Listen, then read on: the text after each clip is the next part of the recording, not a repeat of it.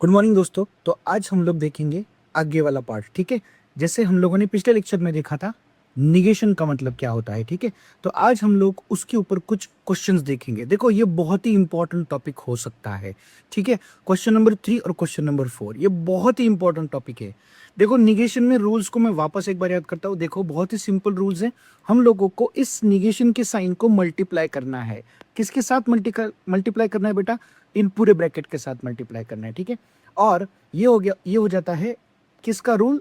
इसे D Morgan's law भी कहते हैं हम लोग। ओके, और आगे ये वाला जो है इसके लिए हमें स्टोरी याद रखनी है कि पहला statement as it is and, और फिर दूसरे स्टेटमेंट का साइन चेंज करना है। ठीक है, और इसमें वही करना है लेकिन दूसरे ब्रैकेट में करना क्या है हमें? क्यू की जगह पे पी और पी की जगह पे क्यू लिखना है। ठीक है, एग्जाम्पल करते वक्त और ध्यान से समझ में आएगा ये। ठीक है, तो पहला एग्जाम्पल देख लेते हैं। यहाँ पे क्वेश्चन नंबर 3 में हमें पहले ये एक कंपाउंड स्टेटमेंट दिया गया है। ठीक है, तो इसे हम लोग पी और क्यू में डिवाइड कर लेते हैं। सबसे पहले तो हमारा पी कुछ इस तरह से बन जाता है, x+8 is greater then 11। Okay, और क्यू बन जाता है y-3 इज इक्वल्स टू 6। ठीक है, तो यहां पे हम लोगों को क्वेश्चन में और का इस्तेमाल किया गया है। ठीक है, अगर और है तो हम सब लोगों को पता है भाई कि ये क्या है, ये कंजंक्शन।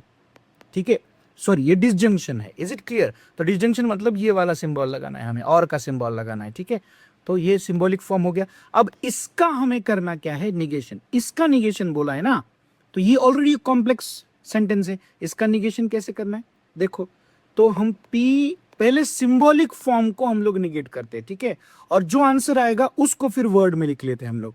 तो सिंबॉलिक फॉर्म को निगेट करने के बाद तो ये दिखाई देगा, ये निगेशन दोनों जगह मल्टीप्लाई होगा, negation P and negation Q, ये होगा ना। अब इसे हम लोग ऐसे ही फॉर्मेट में आंसर में लिखेंगे। निगेशन पी मतलब क्या? मतलब पी में जो कुछ भी दिया गया है उसका उल्टा करना है हमें। ठीक है, तो पी में दिया गया है x+x इज ग्रेटर देन 11, तो निगेशन पी हम लोग कैसे लिखेंगे? x+x इज लेस देन और इक्वल्स टू 11। ठीक है, देखो चेंज किया है मैंने, निगेशन में चेंज क्या है? ग्रेटर देन का बन जाता है लेस देन और इक्वल्स टू, और अगर लेस देन होगा तो उसका आंसर बनेगा ग्रेटर देन और इक्वल टू, मतलब उसका निगेशन बनेगा ग्रेटर देन और इक्वल टू। ठीक है, ये तो हो गया। अब हमें पी का भी निगेशन करना है। क्या है पी का निगेशन भाई? देखो पी में बोला गया, सॉरी क्यू में बोला गया है, क्यू का ओके, क्यू में बोला गया है y-3 इक्वल्स टू 6, तो हम लोग लिखेंगे y-3 is not equals to 6। बहुत ही आसान है भाई। देखो तो इन दोनों को हमें जोड़ना किससे है? एंड से जोड़ना है, तो मैं एंड लिख देता हूं, तो ये बन जाता है मेरा आंसर। ठीक है, कुछ इस तरह से बाकी एग्जांपल्स भी हम लोग देख लेते हैं। थर्ड वाला एग्जांपल देख लेते हैं। देखो थर्ड वाले में क्या इफ एंड ओनली इफ का इस्तेमाल किया गया है। ठीक है, तो हमें पता है इफ एंड ओनली इफ अगर होता है तो डबल इंप्लाइज का सिंबल आता है। तो पहले हम लोग पी और क्यू को तोड़ देते हैं। देखो बहुत ही आसान है, पी है क्वाड्रिलेटरल इज स्क्वायर और क्यू है इट इज अ रोम्बस। देखो quadrilateral is square, if and only if it is a rhombus, तो इफ एंड ओनली इफ को अगर छोड़ दो तो it is a rhombus, Q बन जाता है हमारा। Is it clear? अब हम लोग क्या करेंगे? अब इसका हम लोग सिंबॉलिक फॉर्म लिख देंगे। सिंबॉलिक फॉर्म लिख दिया, तो सिंबॉलिक फॉर्म ये हमें पता है भाई। देखो मैंने रूल्स में पिछले लेक्चर में समझाया था, वापस एक बार समझा देता हूं। P इंप्लाइज Q का निगेशन क्या होता है? स्टोरी की तरह पहला स्टेटमेंट एज इट इज, दूसरे का साइन चेंज, ये इसी को हम लोगों को दोहराना है, बीच में और लिखना है, लेकिन P की जगह पे Q और Q की जगह पे P लिखना है। तो ये बन जाता है Q and negation P।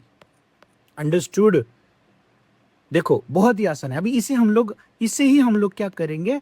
Sentence के फॉर्मेट में लिखेंगे। देखो भाई क्वेश्चन पूछा गया है सेंटेंस के फॉर्मेट में, तो आंसर भी किसके फॉर्मेट में आना चाहिए? सेंटेंस के फॉर्मेट में आना चाहिए। देखो तो P and negation Q, P मतलब वही करने वाला क्वाड्रिलेटरल इज स्क्वायर, एंड मतलब एंड, निगेशन क्यू मतलब इसका उल्टा लिखना है। किसका? क्यू का। इट इज अ रोम्बस का उल्टा क्या होगा? It is not a rhombus. ठीक है, फिर बाद में और है तो ये और आ गया, फिर उसके बाद क्यू है, क्यू एज इट इज लिखना है, Q it is a rhombus, फिर बाद में एंड है तो एंड, और पी का निगेशन करना है। पी क्या है? क्वाड्रिलेटरल इज स्क्वायर, तो इसे it is not a square. Bar bar quadrilateral लिखने की जरूरत नहीं है क्योंकि ये ऑलरेडी क्वाड्रिलेटरल के बारे में बात कर रहा है। इसे मैं वापस एक बार पढ़ता हूं दोस्तों, quadrilateral is a square and it is not a rhombus. Quadrilateral is a square and it is not a rhombus, or it is a rhombus and not a square, ठीक है, कुछ नहीं करना है, बहुत ही आसान है, ठीक है। कुछ इस तरह से ही बाकी वाले करने हैं। देखो यहाँ पे है, यहाँ पे हम लोग ये देखते हैं, ठीक है, ये वाला मतलब ये 9th वाला है, ठीक है, this is the 9th one, okay. ये किसका है आंसर? 9th वाले का सॉल्यूशन है, ठीक है, ये वाला जो आपको दिखाई दे रहा है। और ये इट इज रेनिंग वाला 5th वाले का सॉल्यूशन है, ठीक है। अब देखो बहुत सिंपल है, पहले तो हम लोग 5th वाला देख लेते हैं। 5th वाले में क्या दिया गया है बेटो? देखो, it is raining, we will go, we will play football. बहुत ही इंपॉर्टेंट है ये, ध्यान से देखो, क्योंकि इसमें दिया गया है if it is raining. If आया है तो इंप्लाइज आएगा, पक्का आएगा ना। It is raining, then we will go and play football है, we will go and play football है। देखो सिंबॉलिक फॉर्म क्या बन जाता है इसका? P implies Q and R। बहुत ही इंपॉर्टेंट क्वेश्चन है, इसे स्टार मार्क कर लो बेटा, ये क्वेश्चन आ सकता है, ठीक है, ये ट्विस्टी क्वेश्चन है, ठीक है। तो इसे हम लोगों को इस तरह से सॉल्व करना है, ठीक है।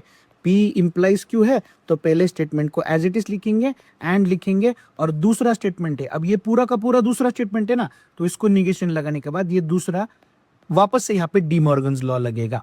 Is it clear? इसे पूरी तरह से ध्यान से समझ लो। निगेशन Q एंड R, इसे अगर डी मॉर्गन्स लॉ लगाए तो ये बन जाता है निगेशन Q और निगेशन R, ठीक है। और इसे वापस सेंटेंस में लिखना है। इसी तरह से हम लोगों को क्वेश्चन नंबर 9 करना। देखो 9 में ध्यान रखने जैसी चीज कौन सी है? 9 में हमें यह ध्यान रखना है कि यहाँ पे ये जो सिंबल है ये क्वांटिफायर का है, एग्जिस्टेंशियल का है, ठीक है। तो ये ऐसे ही लिखना है, यहाँ पे x minus x is less than 20 बोला है ना, तो उसको मैंने, सॉरी, ये वाला दूसरा एग्जांपल है, सॉरी, ये वाला 8th एग्जांपल है, I am really sorry, okay. ये वाला 8th एग्जांपल है, ठीक है, मैं नंबर लिखने में गलती कर बैठा यहाँ पे। तो ये 8th एग्जांपल है, 8th एग्जांपल, ठीक है। तो 8th एग्जांपल में क्या किया गया है? ये वाला है, ठीक है। तो ये फॉर ऑल है, तो इसको चेंज करना है हम लोगों को। तो मैंने फॉर ऑल की जगह पे क्या लिखा है? There exist. निगेशन करना है ना, करना है, ठीक है। फिर उसके बाद n square plus n plus 2 is divisible बोला है, तो इज नॉट डिविजिबल बोलना है, क्योंकि यहाँ पे बीच में एंड वगैरह कुछ नहीं है ना, तो ये कॉम्प्लेक्स सेंटेंस नहीं बन जाता है, ठीक है।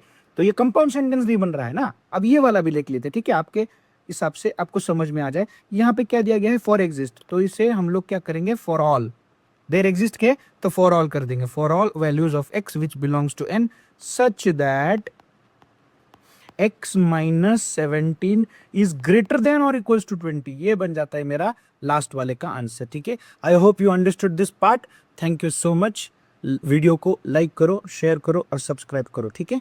Thank you so much once again.